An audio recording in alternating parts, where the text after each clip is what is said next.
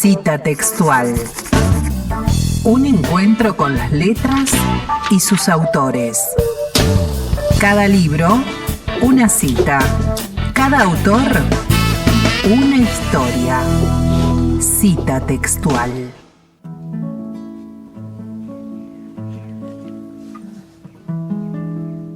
Desde el campo adentro, desde el corazón del secano desertificado, distantes pero cercanas, con tu fillo a tierra sin propiedad, las voces huarpes trinan, florecen, dicen y demandan.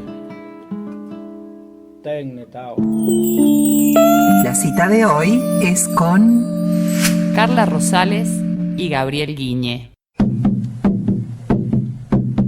Podríamos decir que este libro empezó hace tiempo, cuando yo también era joven y los autores, algunos adolescentes y otros niños y niñas. Nuestro punto de encuentro fue y sigue siendo la Universidad Nacional de Cuyo, allá por el 2005 cuando me asignaron la tarea en la Dirección de Acción Social, que fue la de coordinar el programa de becas para pueblos indígenas de Mendoza. Allí pude conocer en primera persona cómo los jóvenes que venían a estudiar a la universidad vivían los reclamos por el territorio ancestral de las casi 700.000 hectáreas dentro del departamento de Lavalle que la Ley 6.920 reconoce territorio del pueblo huarpe.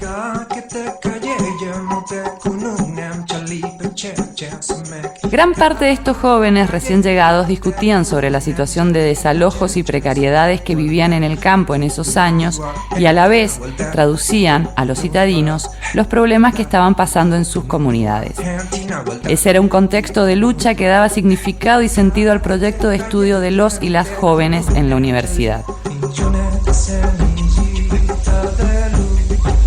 A comienzos del siglo XXI, las comunidades huarpes de Lavalle se habían hecho visibles a la sociedad mendocina como sujeto étnico y político. Paradójicamente, habían sido declarados extintos por la misma universidad que alojaba a estudiantes huarpes. Este es el prefacio de Memorias de lucha y resistencia por el territorio ancestral en clave generacional. Voces de Juventudes Huarpes, compilado por Carla Daniela Rosales con las voces de Verónica Jofré, Melina Ocaña, Danilo Huaquinchay, Horacio Mayorga, Noelia Mancilla, Noelia Huaquinchay, Ángel Suárez, Cristian Bustos y Gabriel Guiñe. Cita textual. Estamos con Gabriel Guiñe y Carla Rosales. Antes que nada queremos conocerlos. ¿Quiénes son? Hola, mi nombre es Gabriel Guiñe, soy profesor de historia, soy de Santa Rosa y trabajo en dos escuelas albergues, en la escuela Aida Fon de Desaguadero y la escuela Esperanza de Lagunas de Laguna del Rosario. Carla Rosales, y yo trabajo en la Universidad Nacional de Cuyo. Hace ya unos años estoy en la Facultad de Ciencias Políticas y Sociales. Les quiero preguntar por este libro recopilatorio donde han reunido jóvenes voces huarpes. ¿De qué se trata? ¿Cómo nació esta idea y cómo fue el trabajo? Bueno, la idea surge en el marco de un proyecto de CONICET sobre activismos, donde, un grupo de investigadores teníamos distintas líneas de trabajo y en esos años yo propuse, como vengo trabajando con juventudes rurales, me pareció interesante que podíamos escribir en el marco de este proyecto un libro que tuviese por fin justamente la mirada de las y los jóvenes, que en este caso se reconocen como huarpes y que tenían, la particularidad de haber pasado por la universidad con un programa de becas. Y es por eso que se pensó en conocer la trayectoria respecto de la lucha por la tierra de las comunidades huarpes de Mendoza. ¿Cómo se llama este libro? ¿Cuál es el nombre del fruto de este trabajo? ¿Y cómo lo desarrollaron? ¿Cómo reunieron todas estas historias? El libro se llama Memorias de lucha y resistencia por el territorio ancestral en clave generacional. A mí Carla me convoca hace como 2 años, entre medio de las redes, porque yo soy de Santa Rosa, todos los demás autores son de Lavalle. Conté un poco mi experiencia, tanto en el lugar, mi infancia, mi trayectoria por las escuelas albergues como estudiante, luego mi paso por la universidad y después cuento un poquito también ahora mi trayectoria como docente en las escuelas también rurales albergues. ¿Cómo fue en tu caso particular, Gabriel, esta experiencia de vida? En Santa Rosa yo soy de una zona que se llama La Cieneguita, somos más o menos 6, 7 familias, vivimos alrededor de una escuela primaria que es la Pedro del Castillo, que es donde yo transité toda la primaria. Bueno, yo tengo lindos recuerdos, ese sentimiento de familia que tenés con tus demás compañeros, estos docentes que pasan a reemplazar de manera simbólica a tus padres, porque estás conviviendo con ellos prácticamente, en ese entonces eran 9 días de albergue, y era levantarte, desayunar, entrar al aula, almorzar, descansar, bueno, merendar, volver al aula y cenar. O sea, era prácticamente estar todo el día compartiendo con tus compañeros y con estos docentes. Y bueno, después con el tiempo yo me fui a estudiar a una escuela en Rivadavia, escuela Musri, y bueno, por problemas familiares volví otra vez al campo y me fui a una escuela albergue, la secundaria, la escuela 4207, la sede de Arroyito. Y de ahí, bueno, me enteré de la existencia del programa. Nosotros, en el lugar donde habitamos, no estamos conformados como comunidad originaria, pero sí pude ingresar al programa como egresado de escuela albergue. Y ahí, bueno, conocí a todos estos chicos, a Carla, con la dificultad de que estábamos en un territorio que no conocíamos, que nos pasó por encima prácticamente. Muchos compañeros se volvieron porque no aguantaron el ritmo. Acá todo mucho más rápido. Nosotros allá veníamos muy tranquilos, muy pasivos. Bueno, con el tiempo logramos resistir, pudimos recibirnos y ahora la mayoría estamos ejerciendo también en el territorio, que es lo más lindo y lo interesante que tiene este libro. ¿Qué se desprende de estas miradas de jóvenes de distintos territorios, de la vastedad de territorios, sobre todo en el secano lavallino, con lo inmenso que es? ¿Qué dicen esas voces huarpes? El libro también tiene una dimensión histórica de más de 20 años. 20 años que nos conocimos con los primeros y las primeras chicas que venían de las comunidades huarpes. Entonces, por ahí en este recorte de tiempo que hemos ido conversando y también que nos ha implicado con la escritura del libro, sobre todo desde la perspectiva de Verónica Jofré, que escribe la primera parte del libro, hace un aporte, ¿no?, de esta línea del tiempo, ¿no?, de la lucha del pueblo huarpe reciente, porque no hay también una lucha mucho más ancestral, ¿no?, por el tema del derecho a la tierra. Entonces, justamente en este ida y vuelta de estos años que pasaron y estos chicos y chicas que llegaron muy jovencitos, ¿no?, en 2004, 2005, 2006, a quienes estábamos conociendo a estas juventudes huarpes y que estábamos como encontrándonos y escuchando cuáles eran sus demandas, cuáles eran sus reclamos, que siguen siendo prácticamente gran parte de los que en ese momento se ponían sobre la mesa, todavía hoy no están concretados, como la posesión y los títulos de la tierra comunitaria. Estos chicos y chicas tenían una claridad en las demandas, en los reclamos, en toda la información de lo que estaba pasando en sus comunidades. Surge fuertemente el tema de la tierra y justamente en estos grupos que son un poco más mayores emerge fuertemente como desde niños y desde niñas participaban en las asambleas, en las reuniones de adultos, que ellos recordaban como estar jugando, pero ya después eran quienes escribían las actas de las reuniones. Entonces había una implicación directa y hasta también como un proceso de politización, porque este grupo de chicos y chicas tenía una clara conciencia, ¿no?, de la dimensión de lo que se estaba reclamando, porque estaban luchando sus padres, ¿no? Otro de los temas que también surgen con fuerza fue la identidad y cómo en las familias comienza a empezar a hablarse a partir de 1994 con la reforma constitucional sobre la huarpidad, sobre lo indígena, como una habilitación, ¿no?, al reconocimiento, y como eso también es un proceso que se abre y que sigue en movimiento. Yo quiero sumar a lo que dice Carla desde mi perspectiva de Santa Rosa, que a pesar de que nosotros no estábamos constituidos como comunidades, vivíamos las mismas problemáticas y bueno, era vivir prácticamente lo mismo, pero ellos lo trabajaban de manera comunitaria y nosotros más que nada de una manera familiar. O sea, cada una de nuestras familias iba peleando por el territorio de manera particular, contratando abogados, asesorándose. Nosotros teníamos el beneficio de la ley de arraigo, que fue una ley que, bueno, le daba a cada puestero la posesión de su casa prácticamente. Estamos con Gabriel Guiñe y Carla Rosales y estamos conversando sobre el trabajo recopilatorio que han realizado reuniendo voces jóvenes huarpes, y queremos conocer cómo son los territorios, cómo es el día a día en el campo. Gabriel.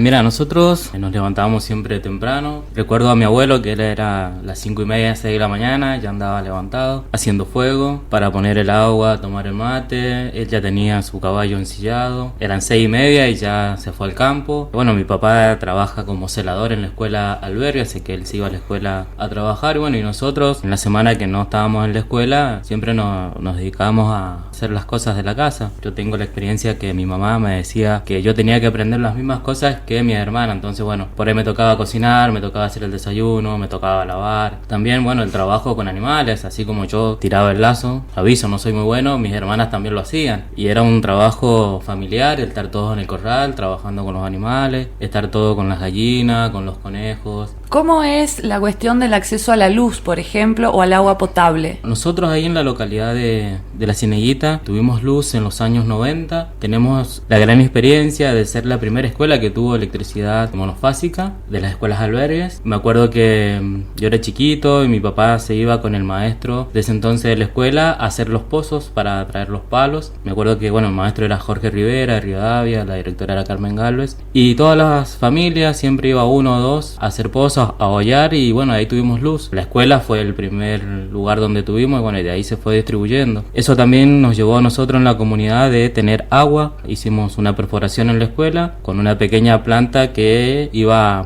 a potabilizar el agua, y de ahí cada vecino se fue conectando, así que tenemos también como una pequeña red de agua local. Lo que todavía no tenemos es la conectividad a internet, pero tenemos algo de señal. Lo que refiere al acceso al gas natural, por ejemplo, o al gas envasado en todo caso, ¿cómo se calefaccionan? ¿Cómo cocinan? ¿Cómo era el día a día sin luz en la casa, más allá de lo que haya pasado en la escuela? Era cocinar a través de garrafa, cuando se acababa la garrafa a fuego, la calefacción igual, con fuego, todavía se sigue manteniendo, por lo menos donde yo vivo. Y el acceso a la salud, por ejemplo, si alguno se enfermaba, si alguno tenía alguna emergencia, ¿cómo se llegaba al centro de salud más cercano? Lo primero, cuando uno tenía alguna afección, digamos, en la salud, era recurrir a lo tradicional, alguna planta, algún yuyo, si te dolía la panza, si te dolía la cabeza, si estabas un poco congestionado, el vapor. Salir hacia la zona urbana era toda una batalla, porque bueno, al no tener una movilidad, era salir a hacer dedo, si pasaba alguien te llevaba, y de ahí, bueno, tener la asistencia en el centro de salud. Después, con el tiempo, ya adentrando en los años 2000, 2010, se empezaron a llevar las postas sanitarias y surgieron las figuras de los agentes sanitarios, que son aquellos que van casa por casa visitando a la familia, tomando la presión a los adultos, haciendo también una pequeña encuesta familiar. Pero bueno, al principio era todo mucho más difícil y lo primero que se recurría era a la medicina tradicional. ¿Cómo te ha sido para vos desde esa vivencia, campo adentro, y después transitar todo lo que la formación académica implica, que tampoco es algo sencillo, porque si bien es pública, hay que llegar, hay que estudiar, hay que pagar fotocopias, hay que pagar colectivo? Si hablamos en tema de distancia y de acceso a la educación, siempre fue difícil, pero yo creo que eso se fue, digamos, complementando con todo lo que era la familia. O sea, siempre el apoyo familiar estaba, la confianza que nos daban nuestros padres. Bueno, yo recuerdo a mi mamá que siempre me decía: ustedes nos llenan de orgullo a nosotros porque están haciendo lo que nosotros no hemos podido hacer, que es estudiar. Y después, bueno, nosotros con el tiempo los animamos a ello y logramos que pudieran terminar la primaria. Así que mis padres terminaron la primaria de grande. Me acuerdo que mi papá salía de la escuela y se venía a caballo hasta Catitas, y ahí pudo terminar su primaria. Después, bueno, mi mamá, cuando ya mi hermana más pequeña habrá tenido unos 12, 13 años, la pudo terminar. Y fue un gesto muy bonito también de su parte, porque también nos demostraron a nosotros que podíamos seguir estudiando. Somos 5 hermanos y los 5 estamos recibidos, y ellos siempre nos dijeron: vayan, estudien, pero no se olviden de dónde salieron. ¿Cómo se integra eso, no? Las raíces con la vida actual. O sea, yo ahora, si me pongo a revisar mi trayectoria de vida,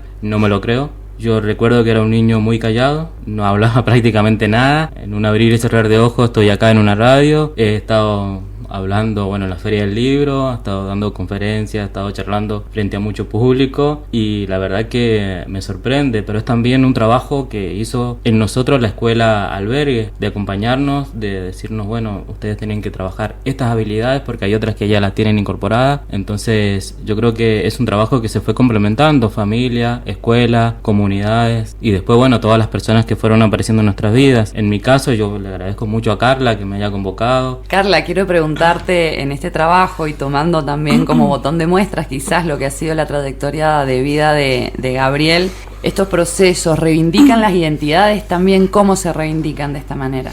Creo que el libro refleja justamente la diversidad de trayectorias y de miradas respecto de la construcción de la identidad, que bueno, como te mencionaba, un poco se expresa en estas historias familiares respecto de qué abuelas habilitaban a hablar de lo huarpe y qué abuelas no, y todas estas tensiones que se generaban dentro de la familia. Hay un capítulo entero un poco que sale esta diversidad para pensar que los chicos y las chicas cuando salían de las escuelas y decidían estudiar en la universidad a través del programa de becas de esos años, se le disparaban muchas preguntas respecto de por qué identificarse huarpes, por qué sí, por qué no, cómo fue que se generó esta propuesta del programa. Bueno, creo que queda un poco expresado, ¿no?, en el libro, sin un posicionamiento como muy claro, porque está escrito en primera persona el libro y no hay una verdad, digamos, sobre eso que estaba ahí como dando vueltas respecto de las identidades, y pensar la lucha del pueblo huarpe en un continuum, ¿no?, de cómo estaba en esos años la lucha por la tierra, por ejemplo, desde fines de los 90, pasando por la conquista de la ley 6920, que aparece muy fuerte en el libro, ¿no?, la conquista de la ley que reconoce al pueblo huarpe, y después el acceso a la educación superior, como muy vertiginoso en esos años. Entonces me parece que también, ahora viéndolo en retrospectiva, ¿no?, pasado más de 20 años, era como mucho pedir que además los chicos y las chicas tuviesen muy claro dónde estaban parados, ¿no?, en ese momento donde todo había sido como tan rápido, pensando en los años que se construyen las identidades de un pueblo, de una comunidad. Entonces yo creo que bueno, que esas tensiones surgieron, ha quedado un poco esa diversidad, ¿no?, dando vuelta en el libro. Sumando a lo que dice Carla, ahora de mi rol como docente también lo sigo notando. Por ejemplo, bueno, en las escuelas donde yo trabajo, a los chicos les cuesta ese reconocimiento también, o ellos mismos dicen, mi mamá ahora es huarpe, como que también han visto ese proceso de reconocimiento en sus padres, que quizás antes lo negaban y ahora se están empezando a reconocer. Hay cosas que a ellos les cuesta por todo lo que el mismo sistema o la misma sociedad los lleva. Recuerdo también que los primeros chicos, cuando llegaron, todos los medios iban a hacerles notas, y la verdad que eso fue muy choqueante para ellos. Te quiero preguntar entonces, ¿cómo fue el proceso de desarrollo, de elaboración hasta su publicación? Respecto de la mirada de los jóvenes sobre temas políticos, por ejemplo, sobre la lucha por la tierra, sobre ciertas reivindicaciones de derechos, en particular sobre jóvenes indígenas o que se reconozcan indígenas o pueblo originario, poco se conoce porque también es como una especie, digamos, de fenómeno reciente, ¿no?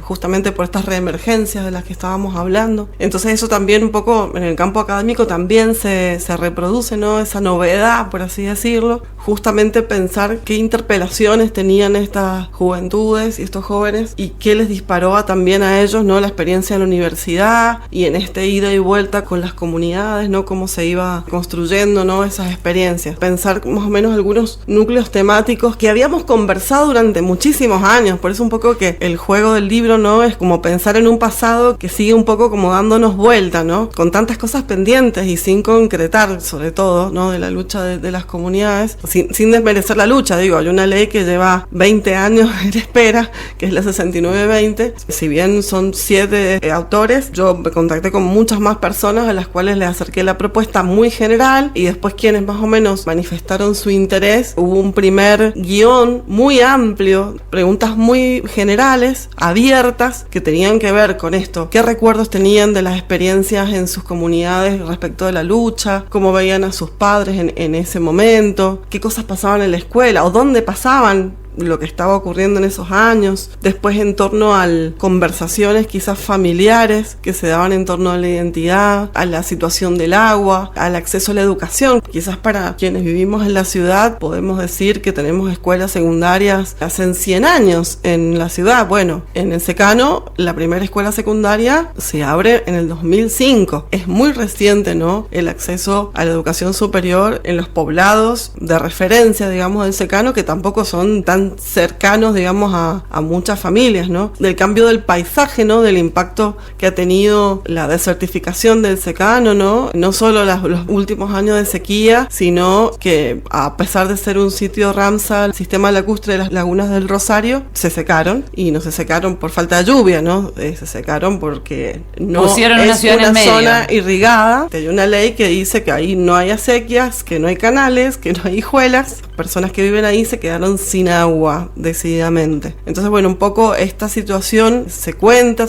con recuerdos de fotos familiares de chicos y chicas de sus infancias bañándose en los ríos. Un poco estas memorias también del agua surgen, están presentes, y la memoria del paisaje, ¿no? De la identidad marcada por el registro de los vestigios, ¿no? Las pistas que hay sobre el pasado presente indígena, con solo caminar, con solo acceder a ciertos sitios. Creo que un poco eso es lo que está como en el ambiente, ¿no? De la identidad vivas, ¿no? ¿Cómo podemos conseguir el libro? Se acabó, el libro se acabó. ¡Buenísimo! Tenemos que hacer una segunda edición, así que hemos entregado algunos libros de donaciones, en la Biblioteca de la Facultad de Ciencias Políticas. Quedan unos pocos ejemplares, unos 8 en la DIUNC. Están en la librería de la DIUNC por si quieren acercarse, en calle Sarmiento y 25 de Mayo. Pero bueno, no está digital, no está en la venta digital. El libro forma parte de una colección que se llama Juventudes Argentinas Hoy, que la coordina Pablo Omaro de Claxo. Bueno, pasado un tiempo va a estar digital en la biblioteca de Claxo. Entonces ahí va a estar de descarga gratuita. ¿Cómo se sienten con este trabajo concluido, con lo que es la recopilación, con lo que es las ediciones agotadas que ha tenido esta primera edición? ¿Qué sensación les queda a ustedes? A mí primeramente me sorprendió, jamás pensé que este libro iba a tener tanto reconocimiento. Estaba visitando un par de escuelas, charlando un poco sobre el libro, contando también las experiencias nuestras, y la verdad que muchos me han dicho que es un libro que atrapa, que muchos se sienten reflejados. Quizás hay muchas historias que quizás se parecen a las nuestras. Muy lindo también, o sea, poder llegarle también a las emociones de las personas, a los mismos chicos. O sea, yo estaba en escuela y se acercaban y me preguntaban si es verdad todo lo que decíamos,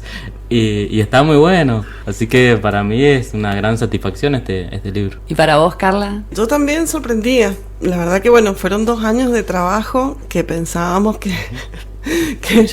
no iba a llegar nunca el momento. Así que pusimos todo. La lucha por la tierra es como el eje, así que estructuró, ¿no? Un poco el libro, lo que hizo visible, ¿no? La lucha también de las comunidades, lo que hizo posible que las y los chicos que decidieron ir a la universidad de repente pasaran, y que se generaran, ¿no? Tantos materiales, tantas producciones, y también se denunciara, ¿no? La situación del secano, que por ahí muchas veces se termina como folclorizando con la fiesta, que también tiene su trasfondo cultural y su impronta, pero sin desconocer también toda esta otra realidad que viene atravesando las comunidades, y que eso se plasmó en las historias que las y los chicos no tan chicos ya contaron. Ahora me encanta la pregunta de si las historias son verdaderas. Eso me parece como en estos tiempos, ¿cuál es la historia? Claro. ¿Cuál es la verdad de lo que se dice?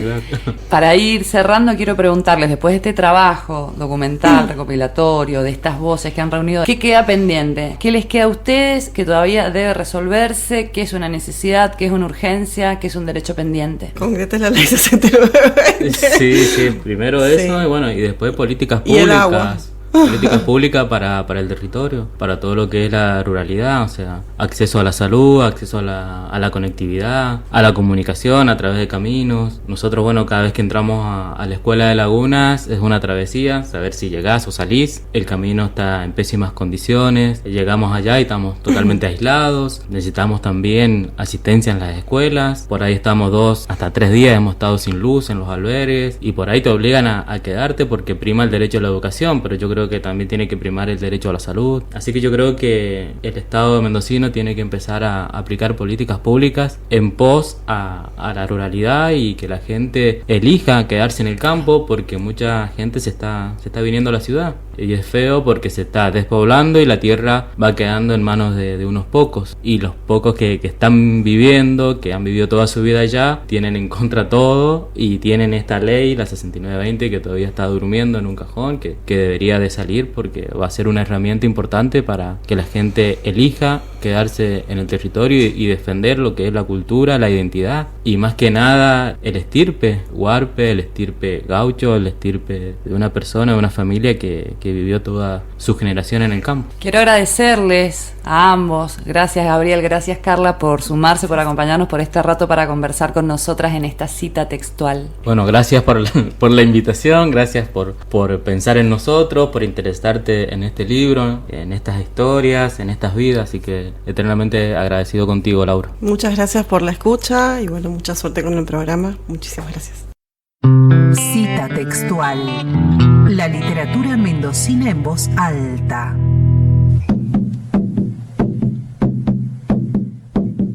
El territorio del actual secano de Lavalle siguió siendo habitado por las familias que venían reclamando la posesión desde 1820. Es decir, que los huarpes no desaparecieron, sino que se los dejó de mencionar como tales y fueron invisibilizados. Es necesario comprender cómo estaba conformado el territorio a principios del siglo para entender las políticas de ordenamiento territorial. La mayor concentración poblacional y por ende la mayor subdivisión política se centraba en la región del Oasis, actualmente Gran Mendoza. Por su parte, la región del secano tenía una división mucho menor, ya que poseía una población escasa y dispersa. En este sentido, el área de las lagunas reunía todas las características para ser tomada como un territorio caótico e indisciplinado. Estaba alejada de las principales vías de comunicación, tenía poca productividad económica, población dispersa y contaba con presencia indígena, es decir, con formas de vida relativamente nómades. Todo esto la convertía en un símbolo de atraso, improductividad, inacción, pasividad o, en otras palabras, una extensión desierta que a los fines de pensar la seguridad de la ciudad debía ordenarse y mantenerse aislada. Realizo acá esta explicación del modo de trabajo en puestos, para poder mostrar que los huarpes no fueron reemplazados por puesteros, solo se les cambió la forma de nombrarlos. En las prácticas de trabajo de los puestos se pueden encontrar las características de vida de las comunidades huarpes de principios del siglo XIX. El designarlos como puesteros tiene que ver con esta intención de sedentarizar a la población y además, ya sea intencionalmente o no, al denominarlos de esta manera se contribuyó a los procesos de invisibilización. Sin embargo, más allá del renombramiento, las problemáticas de estos grupos siguieron siendo las mismas que se planteaban a principios de siglo: tener la posesión de la tierra, pero no su propiedad. A raíz de esta situación, a lo largo del siglo XX, se presentaron múltiples problemas con dueños, es decir, propietarios de títulos, pero sin posesión, que cada tanto se presentaban y querían desalojar a los puesteros. Gracias por acompañarnos en esta cita textual. Conducción y producción, Laura Lescano. Grabación y edición, Marcos Lucero y Julián Carballo. Puesta en el aire, Cristian Cía. Nos leemos pronto. Quédate con la programación habitual de Radio Nacional Mendoza Quino, tu radio.